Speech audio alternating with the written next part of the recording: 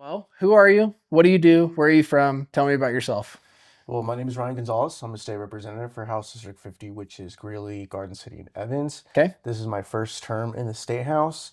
Originally from Fort Morgan, grew up there, then I moved to Greeley when I was about 13. Gotcha. And I have been involved in the community for about 13 years now, working with nonprofits, suicide awareness, homelessness, Special Olympics, Hmm. and just wanting to get out there, serve my community.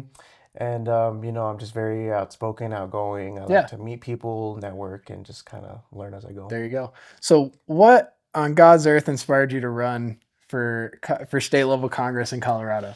Yeah, I always get that question. Somebody who just wants to be left alone. I feel like Yeah. government's becoming more intrusive, Mm. more so now than ever Yeah. in every faction in our lives. I think there's a proper rule of government, and then there's stuff that government shouldn't be involved in. And I think we always elect people that promise stuff, and then they only ask us for a vote every 2 years, Right. and it's a cycle that Mm. I think people are tired of the status quo, the business as usual. People want stuff done, but they also want people elected who actually can relate to us, understand us, and try to deliver at least Yeah, what they say they would do. for sure. Okay, so we're friends on Facebook. I saw that someone stabbed your tires. Is Yeah, that true? yeah. So I actually didn't really notice it until one of my friends was kind of doing a little inspection on my car because I had a blowout, Yeah. and we looked on the other side and How on long both ago was sides. this This though? was the last few days, within Okay. last week Yeah. actually, and you could tell the stabbing marks. It's not something that usually when you collide and you hit your tire, you can tell it's like an actual collision, but Right. this was actual like stabbing marks. Yeah. Was it all So four tires? it was three of the four, yeah, because the other one was a Oh my blowout. gosh. So they were doing it and looking around, and then they were like, your tires are getting stabbed, right? No So way. it's all part of the process, I guess. Unfortunately, there's nothing much I could do. I was gonna ask, do you think that that was just like a random thing that happened? Like some homeless person came by and did that, or do you think it was like politically motivated? I could never say, I can never be sure. I mean, Yeah. there could always be just somebody that's trying to mess something up, and it could Mm. be somebody that knows who my car is and knows who it belongs to, and just trying to Did it do happen some at the stuff. Capitol?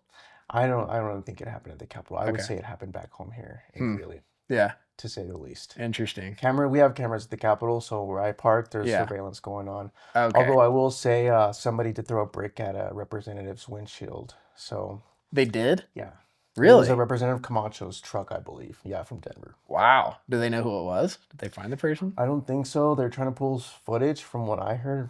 This was probably last week as well. Yeah. That I heard somebody did that, and then Representative Caldwell's Tesla had spit on it. Again, it's just Spit. yeah, they're like somebody spit on his Hmm. car, and he took pictures of it. But again, it's a Tesla, so you Yeah. know what people are getting themselves into with So Teslas. crazy story. Probably a month or two, kind of right at the peak when all the Tesla vandalism was going on. I know, like our local Tesla dealership got hit a couple of times, vandalized, and my dad has a Tesla. He was driving down the road, just normal, and all of a sudden, like he hears this loud bang on his windshield. He's like, "Oh my gosh!" And well, turns out someone threw either human or dog feces on his vehicle while he was driving 45 miles an hour down the road. Wow. And like, but think about like what would have to happen. Like that person had to have planned. Like they would have had to prepare for it. Like, oh, I'm gonna see a Tesla and I'm gonna like. I don't know. It's just bizarre that. Well, first of all, like the most environmentally friendly car company, you're gonna start attacking and vandalizing. It's bizarre because it goes against their kind of fundamental beliefs in the first place, but because of the political values of the owner, they're gonna desecrate people's property. Um, but I don't know. That's why actually I was going to tell that story before you even mentioned the Tesla thing. Anyway, it just made me think about it. But okay, so the Greeley. So you're a freshman, District 50, is that right? Yeah. So what would you say are some of the issues that people voted? First of all, you flipped your district, right? Yeah, it Wasn't it was It was like a Democrat stronghold, right? for 20 years. Yeah. Yeah. So how did you convince all these people to vote for you after voting Democrat for so long? I think so. Looking at the numbers, voting history trends, we've noticed that district's been voting more Republican the last 10, 12 years. Okay. So it was going in the right direction, but it Yeah. wasn't enough to obviously get a candidate in there in the past. What was the margin of victory for the Democrats before you were elected? It was usually around 4 to 6 points, if not higher. Oh, So it was okay. considered a D+4, D+6 Yeah. district. Okay, so that's Redistricting, substantial. yeah. Yeah. So redistricting made it more competitive, Mm, adding more Republican areas to the district. gotcha. And so obviously with after redistricting, those Republican neighborhoods were easier to pick up votes on, right? And so I won by 563 votes, which was over 2%. Yeah. Compared to 2 years ago when I ran the first time, it was a very slim margin victory Yeah. for the Democrat. And what like particular issues do you think kind of pushed you over the edge? And what does your district care about, would you say? The biggest thing is cost of living. Mm, So affordability, energy, property taxes, taxes in general, groceries. Crime was another thing too. Obviously, in living in the east side of Greeley, which is where the district is, there's a lot of homelessness and syringes and yeah. people in the parks where parents are concerned to even walk, let their or kids play there at night. Yeah. So I've heard concerns about syringes left there, defecation, vandalism, affordability, and the biggest thing also oil and gas. So people Mm, are concerned. It's a lot of blue collar jobs there. yeah. So they work in the oil and gas industry, which is important to them. And they don't like anything that bans fracking, shuts down their jobs, takes their jobs away. And so those were the main points that I heard on the campaign trail. Hmm. And how old are you? I'm 30. Yeah. So at 30 years old, how did you go from a newborn baby to now being a state level representative in Colorado? You know, when Trump first got elected in 2016, I decided to get involved, just kind of local areas to see what the process was about, meeting elected officials, county party officials, and just kind of volunteers, knowing the issues, the strategy. Mhm. Thinking about running back then, but just didn't know for what. So I wanted to get myself familiar with the process, the Yeah. issues, the community, and seeing what I could do and learning from candidates that I've ran before, what works, what doesn't, and kind of apply my personal twist to it to see if Yeah. my tactics worked. So I've been And what involved. was that personal twist, would you say? I think What for did you me, do differently than other candidates that kept losing that? well, I stay away from the issues that kill Republicans. You Okay. know, a lot of those issues, even though we were well intentioned, they kill us no matter what. Polling shows us that, and voting also shows us that. What kind of issues are killing Republicans A and lot of the social issues, to okay. be frank with you, and you know, we stand for principles like the sanctity of life, among Mm. other things, but those issues don't play well with voters, especially those Mm. in the middle, unaffiliated. Most of the people in Colorado aren't affiliated. Okay. You know, it's like about 26% Democrat, 22% Republican, and the rest are unaffiliated and minor Wow. party. Yeah. So I think over 50% of the base is the voting base here in Colorado is unaffiliated. Wow. So you have to win those people to win races, right? And abortion you don't think is a popular issue It for is not. Republicans? And the Democrats always run on abortion every single year. Mm. They codified it in our Constitution, as you know, last year with Proposition Amendment 79 or 80, whichever it was, where now it's taxpayer-funded abortions. And so we saw in the legislature some abortion stuff too, you know, protecting the right to choose and all that other stuff, which is already in our Constitution. Yeah. But Democrats still run these type of policies, Yeah. whether it be messaging or just tactics. They run those issues because they know voters tend to pick them over Republicans every Yeah. time, overwhelmingly. And so abortion is just one of those. It's like a political minefield in a way. Yeah. What you say, what you do can definitely be Well, detrimental. you're kind of tempting me right now, so I have to ask, what are your personal views on abortion? What do you think really should be the policy in You know, for Colorado? me, and for Democrats that maybe are watching or will watch, you know, it doesn't matter what we as men say, but what I do say is when it comes to conception, you know, it's a two-way street. And the woman doesn't just conceive out of nowhere. Hmm. You know, I feel like when it comes to if the man, the father wants to choose to have the child, I feel there should be some sort of discussion amongst the two. You know, if Yeah. the woman chooses not to care and want to keep it, but maybe the father does, there should be some sort of, you know, negotiations about the father trying to raise a child, even if it's on his own. Yeah. You know, personally, if I was in the situation, I wouldn't do it, you know, no matter the circumstance. But I also believe that there are other people who are in worse environments, Right. and I feel like, you know, maybe we should allow for very specific circumstances, but not just, you know, outright up until birth, which is Right. what the law here in Colorado states is you can have one up until birth, which people do believe is extreme. You know, I believe there should be, I think, maybe a 12 or 15-week ban with exceptions to it, you know, not completely outlawing it, because what happens is you'll push it underground. And Mm. same thing with drugs and everything else that's illegal. People still get them through the black markets, underground, other means. So you're not completely having it outlawed per Yeah. se. It just pushes it underground. Um, but again, even those issues, even those topics are Yeah. very unpopular with swing voters. Okay, so let me ask it like this. So if the Republican nominee for governor, we have the gubernatorial election coming up in 26. Um, what kind of position do you think that there's room for a Republican to stand on? Like here's an example. So I know majority of even Colorado voters think that there should be some limit, some kind of restriction. Yeah, Most people don't think it should be all the way up to 9 right. months. So I wonder if there's room for a more nuanced view about restricting it in some capacity that a Republican could take. It's at least more pro-life than it currently is. Or do you think that Republicans should just avoid the issue totally?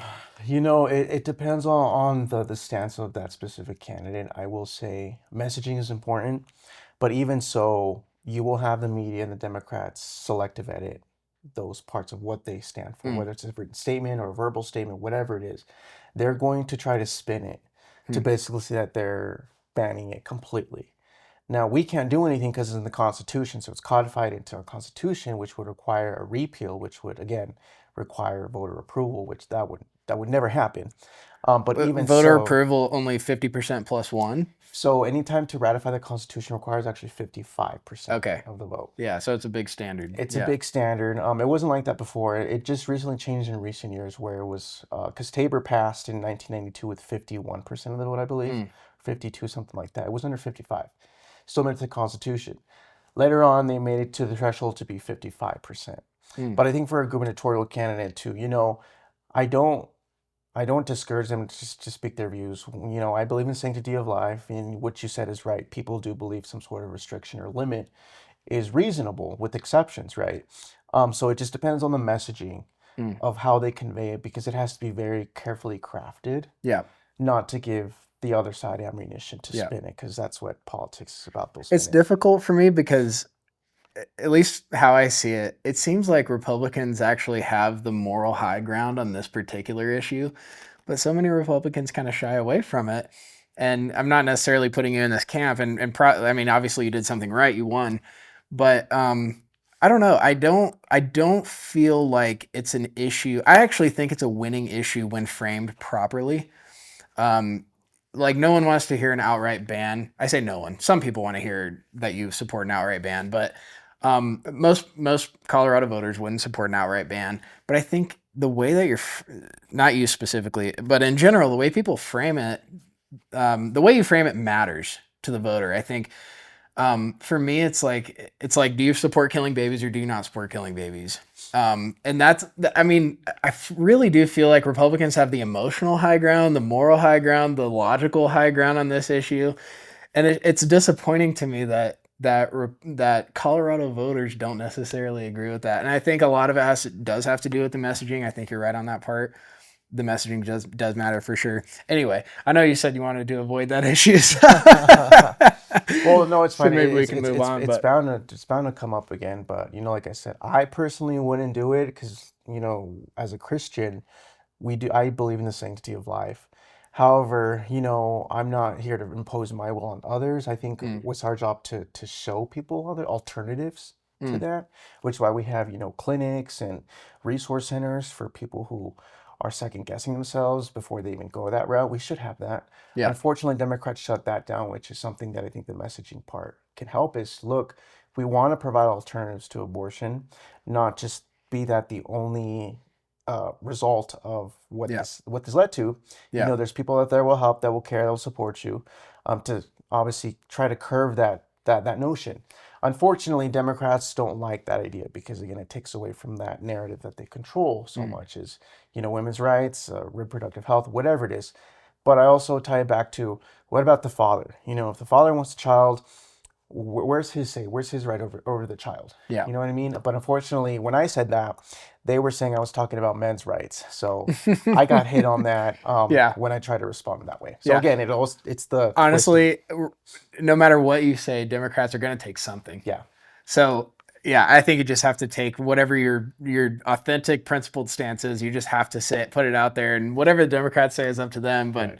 you have to stand for what you believe in. I was talking to Mark Baisley about this last week, and I think so. One of the common criticisms of Republicans, at least on the pro-life issue, is that Democrats will say that you care about them before they're born, but not afterwards. Yeah.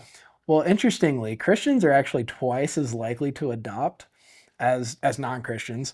So that to me is a big point. So it at least goes to show that Christians care more about the babies after they're born than Democrats do, or at Right. least atheists do. So that's point number one. But the other thing is, I think when you talk about adoption, I think that should be tied into the abortion issue. I Yes. think Yes. first of all, I think adoption should be free.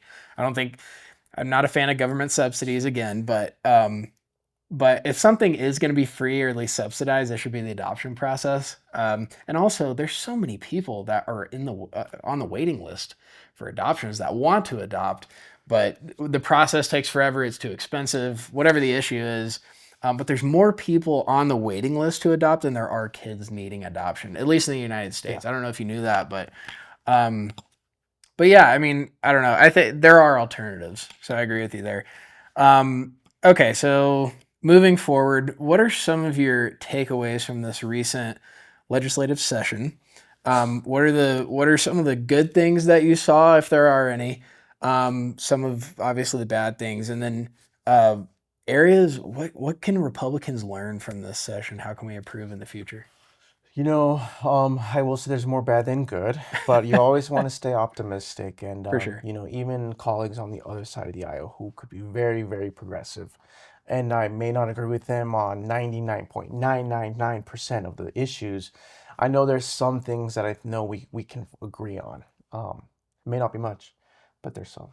And so I think in this session, I understood the meaning of death by a thousand cuts very much Mm, so, because there's these policies that chip away, whether it's small businesses or attack landlords or favor one class over the other, take away choice, restrict insurances, make it harder to do business in here, just drive the cost of living up through regulations, red tape, mandates, unfunded mandates, things like that, where the majority in charge are justified because they feel that they are in the right because of the voters voting them back in.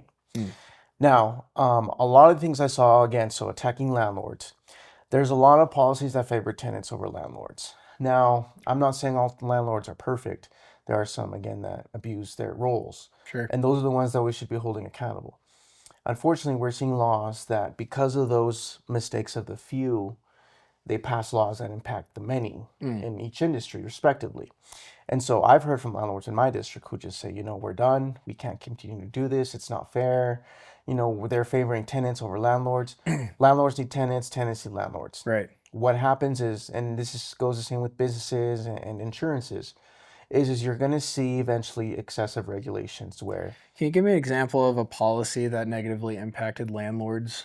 so they made it so now you can't look at a credit report. You can't factor in a credit report Okay, over a tenant. Like, you're allowed to see it, but you interesting. can't actually make that a factor in deciding Mm, to accept them or not. yeah, Now, say they have collections, right, from evictions, whatever it is, from previous landlords. yeah. You can see that, but you can't make that a factor in determining whether you want them or not. So Hmm. again, there's that risk level that, are they going to be deferred? Are they going to be missing rent payments? Are we going to have to evict them, Yeah, take them to court? All that stuff. They're costs that add up. right. So they're basically making, That's a relevant factor yes, that they're saying you can't use as a exactly. factor.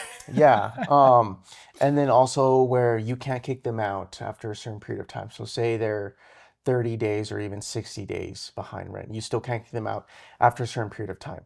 So they can be behind so much time, but you still can't kick them out after a certain time frame, Yeah, which, they could be 1 or 2 months behind rent yeah, and you still can't kick them out.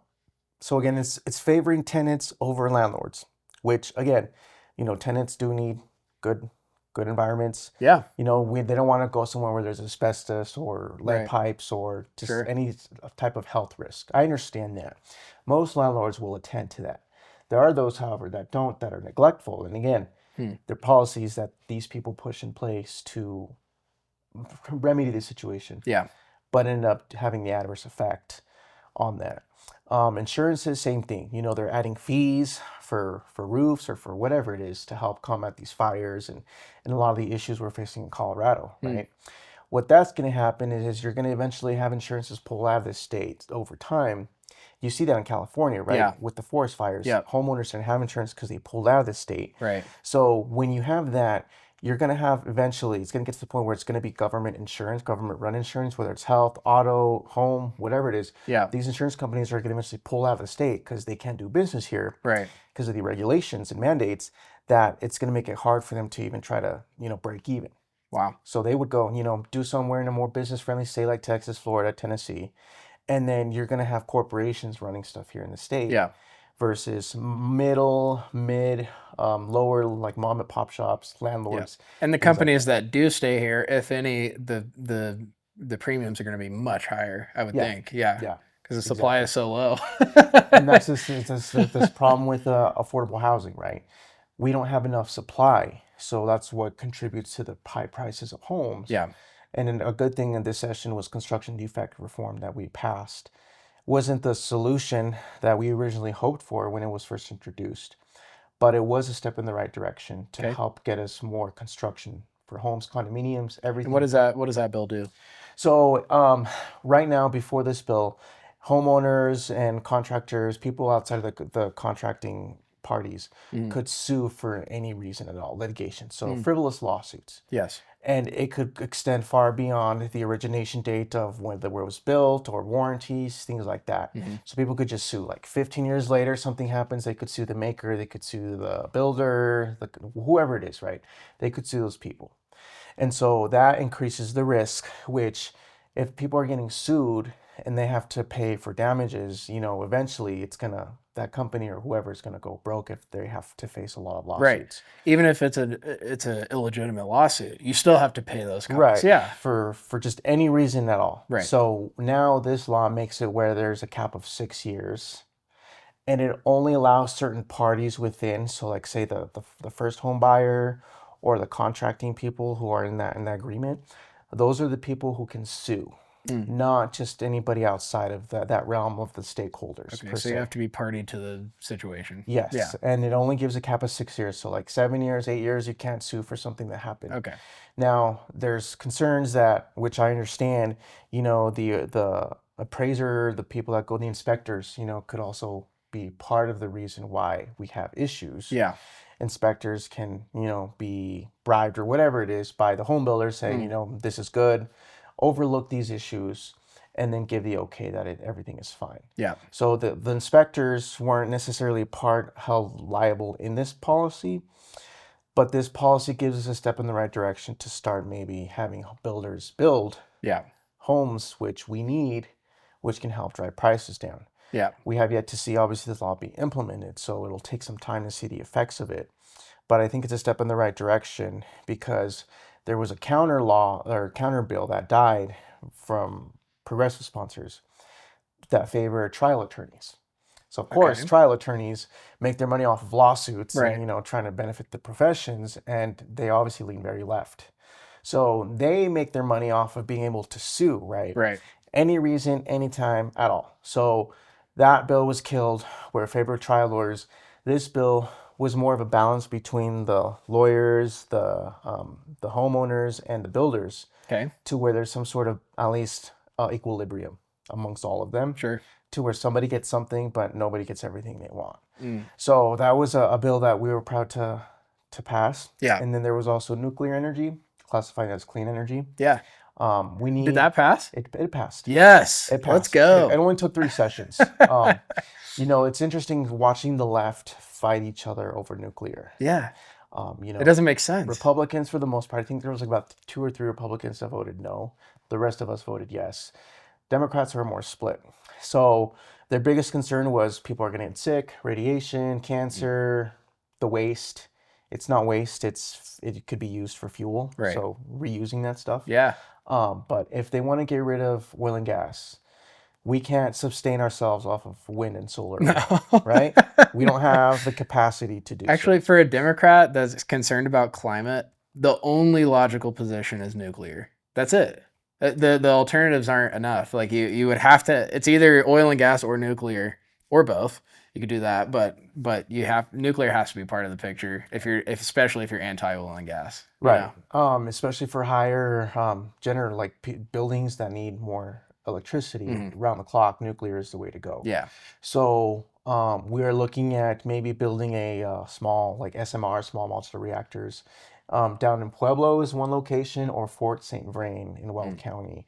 I know Weld County's been very interested in nuclear for a while. Yeah. Now we That'd be have cool. nuclear in our portfolio, and the arguments for them are kind of silly that we don't have the technology for it.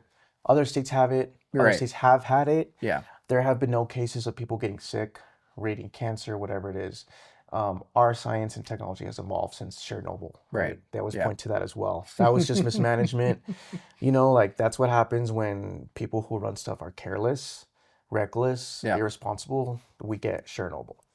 Today, with technology, we have a lot of things that are better and safer Hmm. practices. So nuclear is safe, it's reliable, and it can be clean.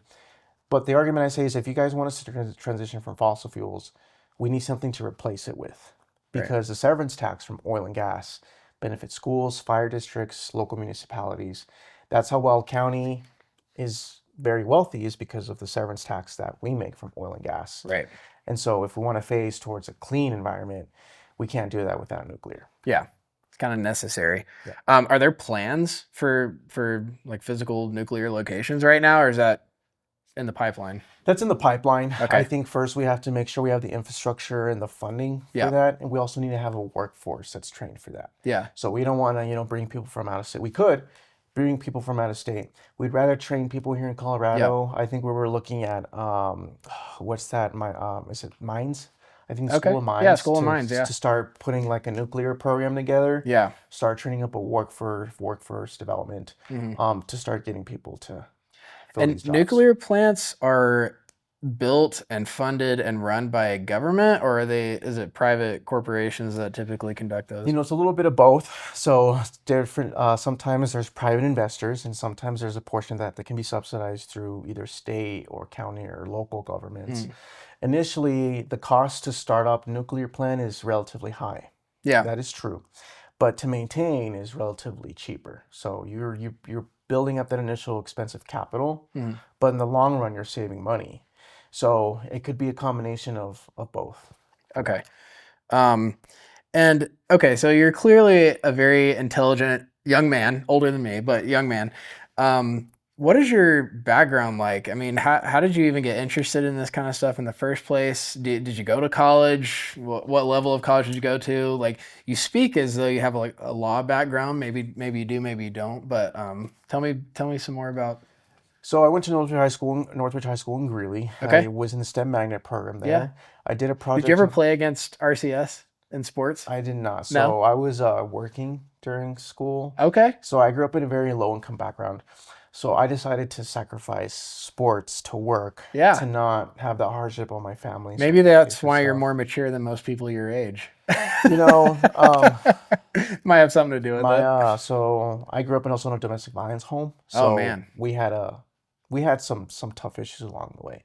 So I thought it would be better to sacrifice what I loved. I loved to play football, basketball, and baseball. Mm. Baseball, I think, would have been something that I could have gone further, but I'm not going to dwell on the past.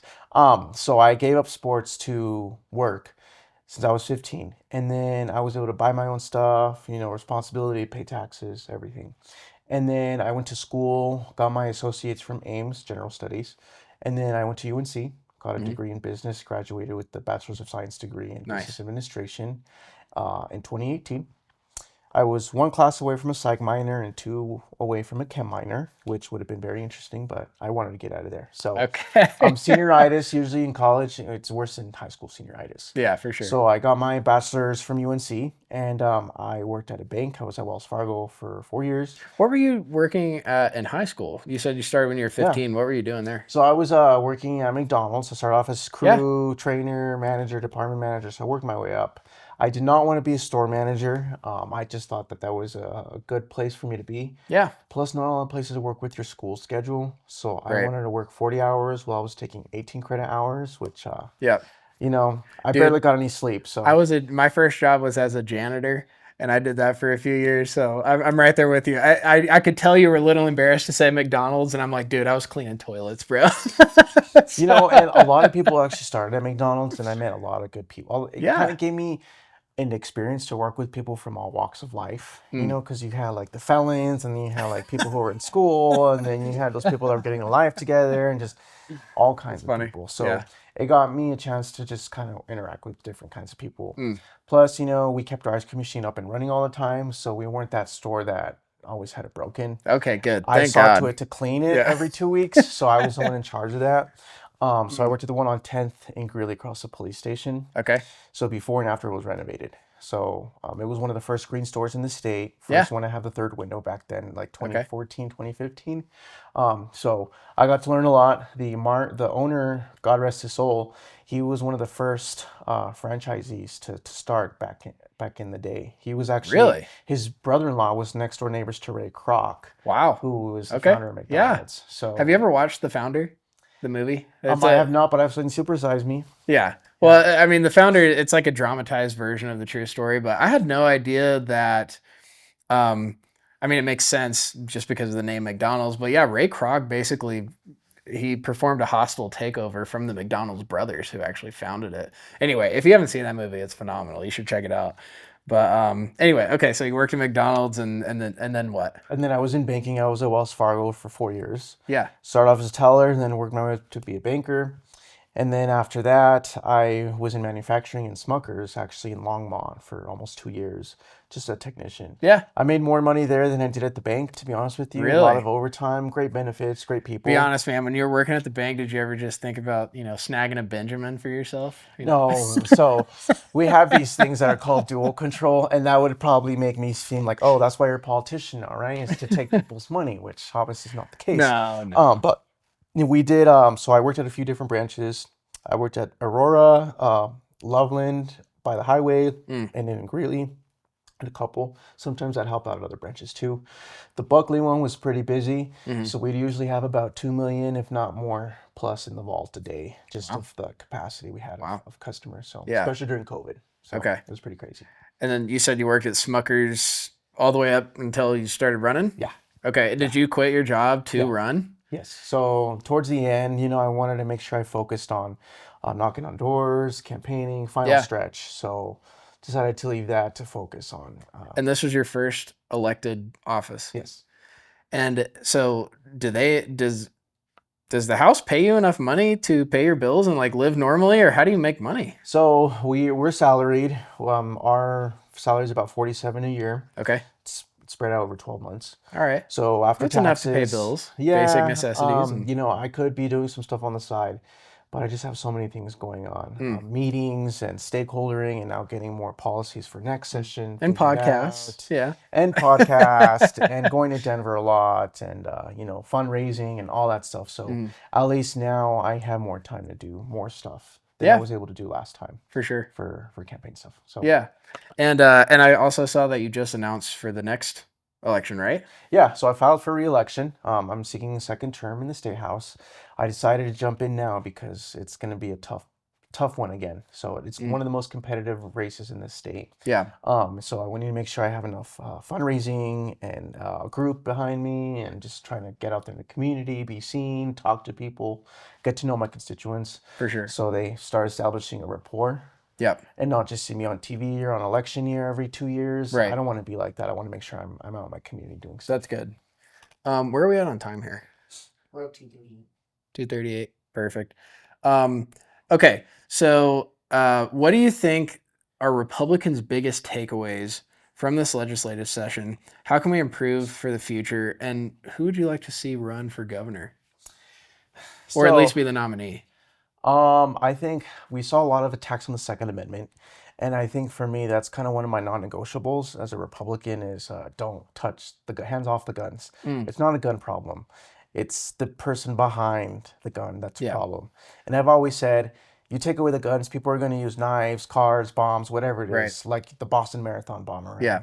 And other places across the world that don't have guns, they use trucks and Yeah. other weapons to cause massive amounts of harm. So these policies are not working. They haven't been working, and they continue to push more of these pay-to-play policies just for you to exercise your Second Amendment right. And I think that's something we can definitely talk to voters on.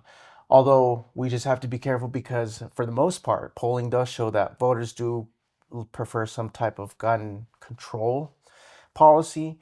The policies, however, we have now just don't work in the state. Another thing that Republicans can definitely work on is our using Tabor as a weapon. Our Taxpayer Bill of Rights that Democrats vehemently abhor.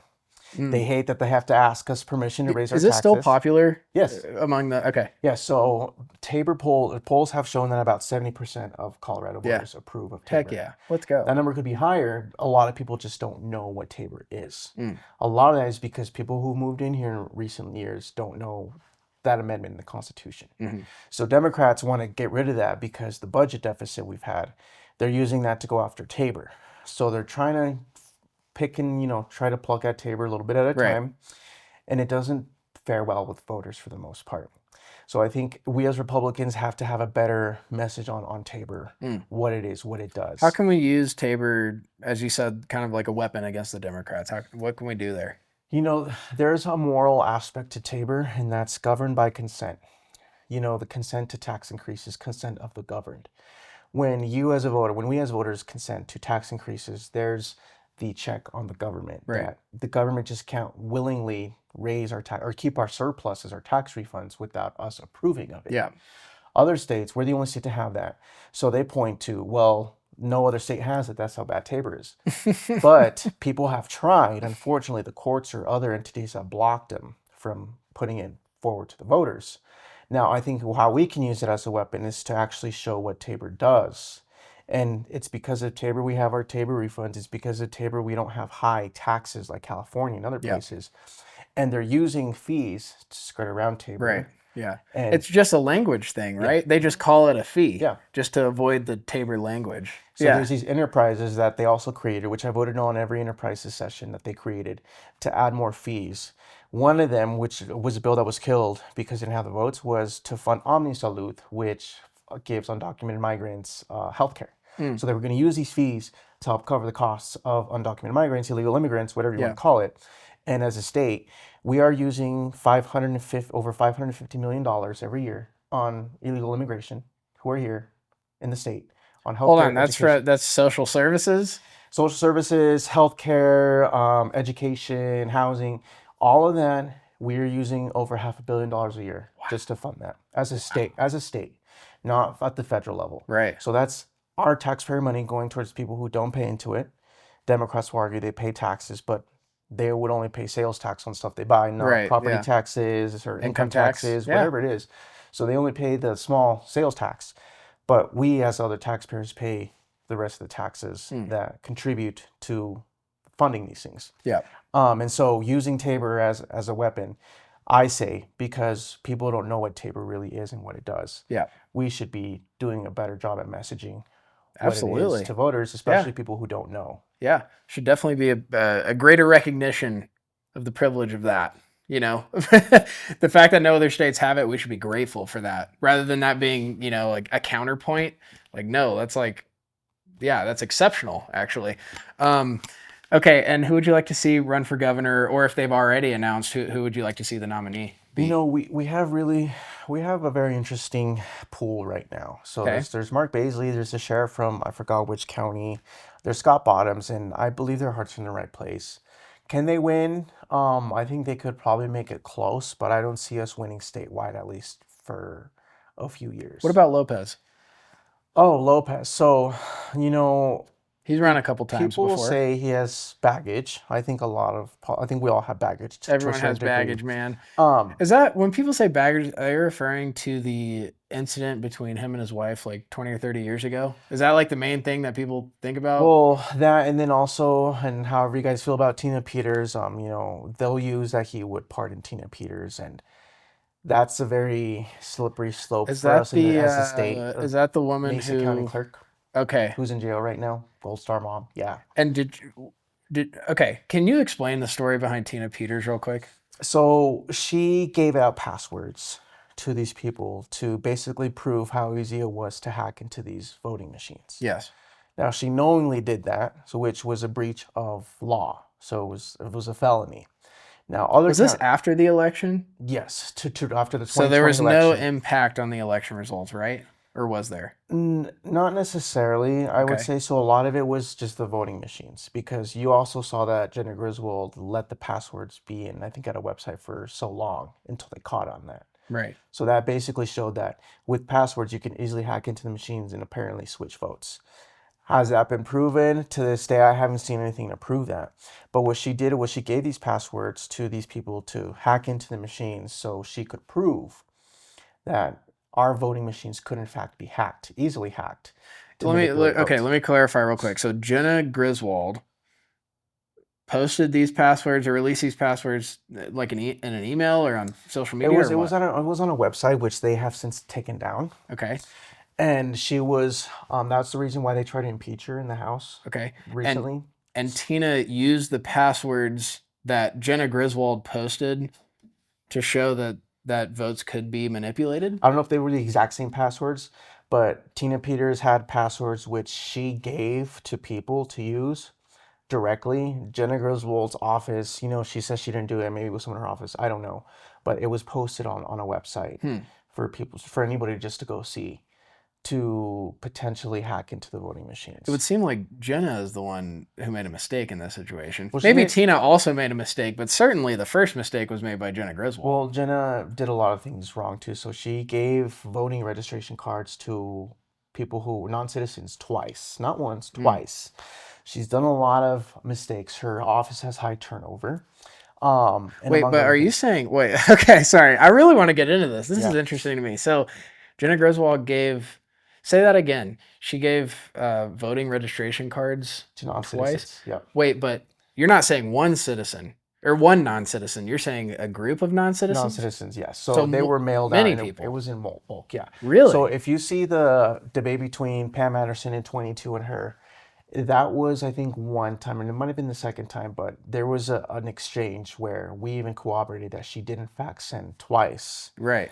voting registration cards to non-citizens Well, it's hard to to say vote. that that wasn't intentional if it happened twice, you Right, know? and that's what we tried to hit her on. Unfortunately, she still won, and she's running for attorney general now.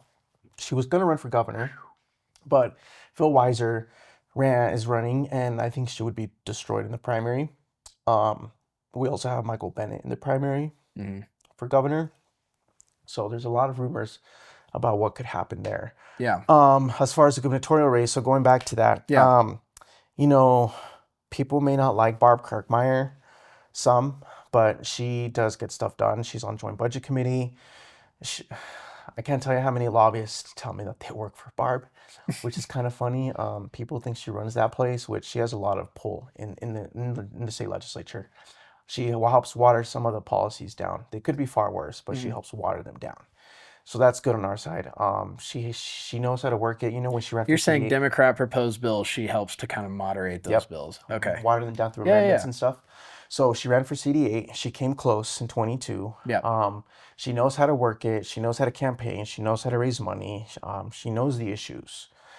She has the experience. So I think that's somebody too that could potentially make it competitive. Has she announced yet or no? No, so she's thinking about it. Mm. The more people ask her, I think the more inclined she will be to I do was it. gonna say I've heard from several people that whether they like her or not, they think that she could win the primary for the I think she Republicans. could, because I think too next year's we have a top ticket or governor, so that can have a ripple effect on Yeah. races like mine. Right. So we want to have a strong top ticket candidate Yeah. next year to help us win seats next year. And the other thing is like, maybe some of the super MAGA right wing, anti Rhino types might not might not like her very much, but it seems like she would appeal more to the moderate. She's at least perceived as moderate, right? Yeah, yeah. And obviously, if independents are your largest voting bloc, that might not be the dumbest idea to go with someone like that, you know? We still need Republicans to show up and vote. When we stay home, we lose. That's what happened in Yeah. 2022. Because some of these candidates didn't win the primary, they stayed home. In Weld County, we had about 80,000 Republicans stay home and not vote in the midterms. That would have been enough to people carry like me, her, other races in that year to Mm. win these seats, which unfortunately things happen for a reason. But when we stay home, we don't win.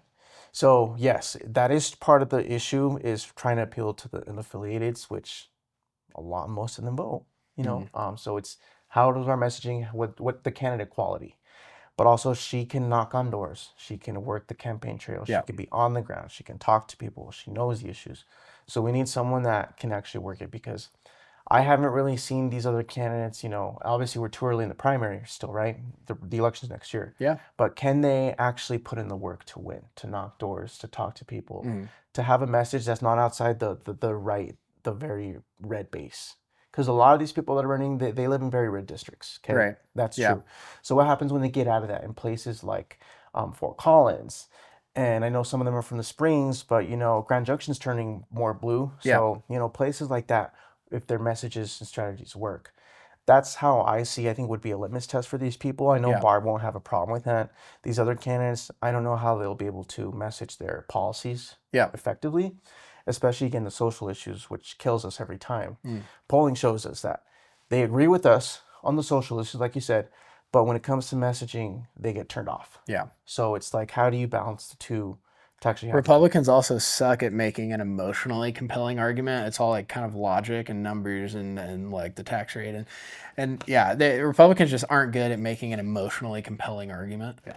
Um, but okay, so it sounds like maybe you're leaning towards Kirkmeyer. If you had to decide right now, it sounds like you would probably go with her Yeah. as a nominee. Um, do you think Republicans have a chance? And what would someone like Kirkmeyer need to do to run the gauntlet and pull this off? To be honest with you, um, Oh no. at least in the next few years, do I see us winning statewide? Hmm.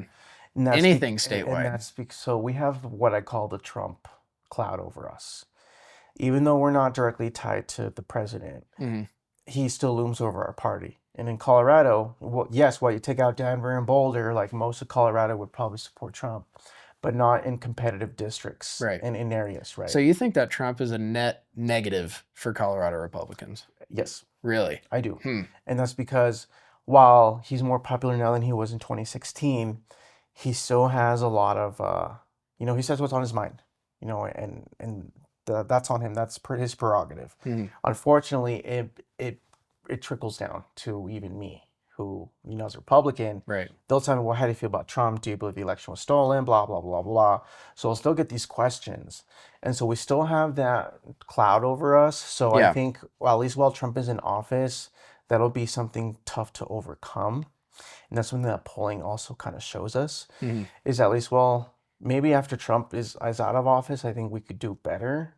But it also depends on the candidates we have too. Because we always run the same type of candidates, more tradition, more older, awkward, just kind of antisocial, don't know how to appeal to the young voters, different demographics. Yeah. We need someone Bland. who does Yeah. because we continue to run the same candidates. And that's also why I ran, because I was seeing that as just a voter myself. And I was saying, this is why Republicans lose. So let me try my tactics to see if they work. Yeah. And clearly, at least most of them did work to get me to where I am now. Yeah. And Barb was a big help in that. Wow. But I think, at least for now, we do have Trump hanging over our heads here in Colorado, where a lot of people don't like him. Hmm. And even some Republicans, moderates, whatever you call them, they don't like Trump. And unaffiliates that I knocked on doors who were Republican are no longer Republican because of Trump. And that's Interesting. something that I heard at the door a lot in my Hmm. district was, What do you think is like the biggest thing, the biggest turnoff from Trump? Is it just kind of like the rash kind of attitude, like the language, I kind think of it's the rhetoric. really? I've always told people, would you support him if he just did this? And people are like, yeah, that's exactly what it is. Like every single time I would tell people is if he just did this, they're like, yes, that's exactly what it is. Yeah, So it's that's the interesting. rhetoric. Yeah, They would agree with most of his policies. They do, but it's just the rhetoric turns him off. yeah, And again, he speaks what's on his mind, whatever it is. But people agree if he just, said less or was more what they say presidential, yeah, they would probably get behind him, but that obviously Trump's going to do what he does. yeah. So, All right, last few minutes here. I'll ask you one more question, then we'll close it out. But do you think you would ever run for governor one day? if it was right, if the conditions were in a good place, if we were in a good place in the state, good Republicans, I think for me it's working on holding my seat. trying to do what's best. Trying to, as a very competitive district, I'm not too conservative, but I'm also not too moderate. Like Yeah. I know where I stand on issues, Sure. but I also know I have to vote my district. Yeah. And so I think that would play well in a competitive district later on. Yeah. Whether Colorado does become competitive later on, I have that on my resume. Like, look, I've flipped a seat, I've held it, Yeah. I voted my district. They keep sending me back, so For sure. clearly something's working. So I think that could be something used on a resume for that. Yeah, absolutely. So if it's not governor, what is kind of your next step? Are there term limits for your seat? Okay. So What's the term limit the there? state house has no more than 4 consecutive terms, so Okay. 8 years total. Gotcha. And then the state senate has 2 4-year terms. Okay. So after 16 years, you're termed out of the legislature. Maybe potentially Congress. We'll see what happens at this next cycle. Yep. I'm hoping Gabe Evans holds his seat. Yeah. It'll be competitive again. I think Shannon Byrd has actually announced today that she's running for CD8 primary. Okay. She's more of a moderate per se, from Westminster. She did vote for Senate Bill 3, I believe, if I'm not mistaken. So again, that's something that we can hit Democrats on, Tabor, sure. Yep. other things like that. But maybe There's no Congress. way. By the way, that gun bill, there's no way that that's popular in Colorado. Like, I remember Polis posted on his own page kind of like bragging about this bill that he just signed into law. Overwhelmingly negative. His own page. It was like 80% negative comments. You look at the reactions, you can see the likes and the hearts and like the angry emojis and like the dislikes and all that stuff. It was like 80% negative. This is his own Facebook page. Like, there's no way that that's popular. Even Democrats were kind of embarrassed about that bill, I felt like. So I actually, my one of my neighbors, he's a Democrat, very progressive, but he calls himself a well-armed Democrat. Okay. And so he doesn't like some of these gun bills either.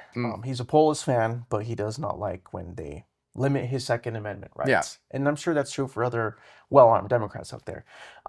It'll probably be challenged in court, likely. It'll take years, though, to actually get that figured out. Yeah. But it's funny because Polis, originally how it was introduced was a full-on assault weapons ban. It was amended about 35, 38 times. Wow. When it was finally said and done. That sounds like a lot, to right? where it was something completely different okay. at the end, right? So, a certificate, pre-approval, a class, a fee. The biggest thing is you have to take a class, right? Yeah, so that's like, if that's not infringement, I don't know what is. That's a barrier to owning a firearm. It's a pay to play. And, I also talked about people with disabilities, ADA compliance, exemptions, because I think you have to score like an 80% or higher. Yeah. So what about people with like dyslexia or some sort of learning disability? Right. How can we exempt them? And then they voted it down because I tried to amend it to exempt them. And they said they didn't hear, from anybody from the ADA community, which was a lie, because people went and go testify who were ADA community compliant, saying how they would be impacted. And they also emailed them, but they didn't hear back. So, when they want to say they take care of the most vulnerable, women especially, right, who want to be able to defend themselves, they can't say that they're for these people when they're limiting their rights. So so when I was talking about the emotional, Republicans suck at the emotional side of things, something like that, like, I feel like just asking the question, why wouldn't you want women to be able to defend themselves from being raped? Honestly, that's emotionally compelling. It's logical. It makes sense. But like, you're taking guns out of the most vulnerable people's hands to be able to protect themselves. Like, just little things like that, I think, make a huge difference, at least when it comes to the messaging. Okay, well, I want to give you an opportunity. Thank you so much for doing this, by the way. I appreciate it. If you want to shout out social media or website or anything else, any final words here, I want to give you a chance to do that. Yeah, so I have a website, Gonzalez for 50. Follow me on X, Ryan Gonzalez CO. I am on Facebook. I have a page, also Gonzalez for 50 on a Facebook page. So like, subscribe, follow, all that good stuff. I'll be posting updates there. And, just looking to build a better network, a bigger network, and just connect with people all over the state. Heck yeah. Absolutely. Well, thank you so much for your time. We'll have to do it again one of these days. Yeah. Yep. Thank you. Thank you for tuning in to the Better Nate Than Ever podcast. If you enjoyed this episode, don't forget to like and subscribe. Thank you so much, and we'll see you again next week.